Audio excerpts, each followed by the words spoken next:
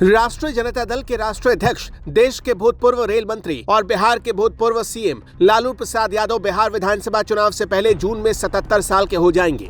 माना जाता है कि वो जब तक रहेंगे बिहार की राजनीति में धुरी बनकर रहेंगे। वो अपने बड़े बेटों को मंत्री और छोटे बेटे को मुख्यमंत्री बनवा चुके हैं, एक बार नहीं दो बार। अब छोटे बेटे को मुख्यमंत्री की कुर्सी दिलाने की बात कह रहे हैं, लेकिन वो बीच बीच में बेटे के लिए ही मुसीबत खड़ी कर दे रहे हैं। जैसे 2020 के बिहार विधानसभा चुनाव के आसपास राष्ट्रीय जनता दल के पोस्टरों से कुछ समय के लिए लालू यादव गायब हुए थे। कहीं वही हालत 5 साल बाद करना तेजस्वी यादव की मजबूरी न बन जाए। परिस्थितियां तो यही इशारा कर रही हैं। तेजस्वी यादव नई तरह की राजनीति कर रहे हैं। उन्हें पता है कि उनकी जाति यानी यादवों का वोट ज्यादातर उनके साथ है और आगे भी इसमें बहुत बिखराव लाने वाला सामने से कोई योद्धा नहीं है। भारतीय जनता पार्टी का डर कायम रहने के कारण ज्यादातर मुसलमान अब भी उनके वोटर हैं। यानी पिता लालू यादव का बनाया MY समीकरण उनके काम आता रहेगा।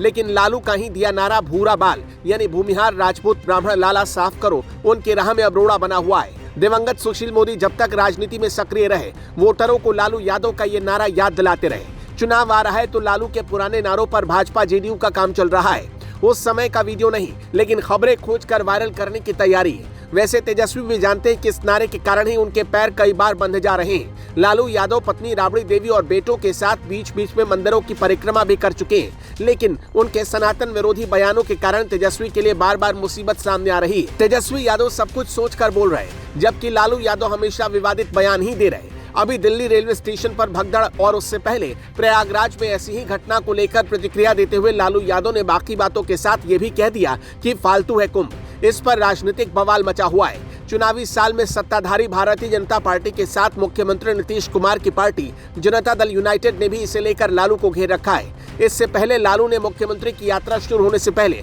आंख सेकने जा रहे हैं बोलकर महिलाओं के बीच इतना हंगामा खड़ा कर दिया कि उसे ठंडाने के लिए तेजस्वी को घोषणा पत्र से पहले ही माई बहन मान योजना का पटाक्षेप करना पड़ा। अयोध्या श्री राम मंदिर की रथ यात्रा रोकने के लिए चर्चित रहे लालू यादव ने पिछले साल प्राण प्रतिष्ठा से पहले कहा था, बाबरी विध्वंस के लिए आडवाणी मोदी सब जिम्मेदार है। पिछले साल मई में लालू प्रसाद यादव ने धर्म के आधार पर आरक्षण का समर्थन करते हुए कहा था, मुसलमानों को आरक्षण जरूर मिलना चाहिए। धर्म के आधार पर आरक्षण देने की बात कर लालू ने अपने ऊपर शुरू से लग रहे तुष्टीकरण के आरोपों को एक तरह से सही करार दिया। हालांकि बाद में उन्होंने पैर पीछे खींच लिए थे।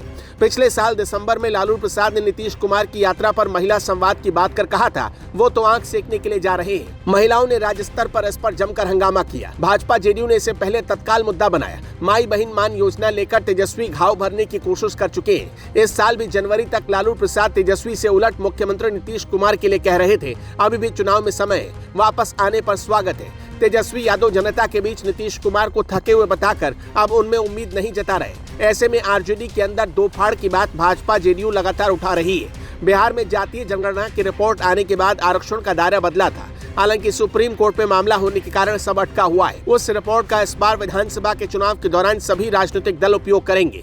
उसी रिपोर्ट के हिसाब से जातीय आधार पर कमोबेश सीटें बटेंगी। उस रिपोर्ट ने ये तो साफ कर दिया था कि बिहार में सबसे ज्यादा संख्या यादव जाति के लोगों की है और सामान्य जातियों को मिलाकर जितनी संख्या होती है उससे कुछ कम ही है यादव। ऐसे में तेजस्वी अपनी जाति के साथ नजर आएंगे, इससे भी इनकार नहीं। ये तो वैसे भी लालू प्रसाद यादव का फॉर्मूला है, लेकिन हिंदू धर्म की बाकी जातियों के साथ यादवों के अंदर भी कट्टर सनातन की जो बातें हैं वो लालू के बयानों के कारण तेजस्वी यादव के लिए परेशानी का सबब बन सकते हैं। मतलब कुंभ फालतू है वाली बात निकली है तो दूर तक जा सकती है। भाजपा इसकी तैयारी में, क्योंकि जातीय जनगणना की रिपोर्ट भी कह चुकी है कि बिहार में 81.99% यानी लगभग 82% हिंदू है। इस्लाम धर्म को मानने वालों की संख्या 17.7% है। शेष ईसाई, सिख, बौद्ध, जैन या अन्य धर्म मानने वाले लोगों की संख्या 1% से भी कम है।